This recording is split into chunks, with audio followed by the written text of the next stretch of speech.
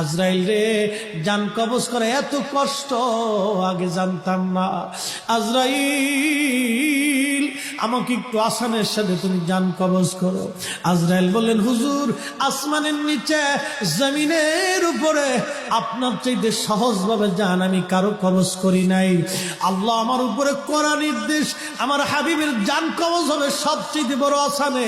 হুজুর, আমি যদি আপনাকে আসানে জান কবজ না করি, নবী গো, আল্লাহর লানতে আমি ধ্বংস হয়ে যাব। ইয়া নবী আল্লাহ, আমি সেই ভয়ে আপনাকে আসানের সাথে জান কবজ করতেছি। হুজুর গো, আপনি নবীর আগে এবং পরে এত আসানে কারো জান কবজ হয় নাই, হবে না। আল্লাহর নবী ডেকে বলে, আজরাইল, জান কবজ এত কঠিন, এত কঠিন, আমার কাছে কষ্ট হয়। একটা অনুরোধ তোমার কাছে করে দেয় আজরাইল, আমার উম্মতের জান কবজটা তুমি সহজে কইরো। আমার উম্মত গুনাহগার,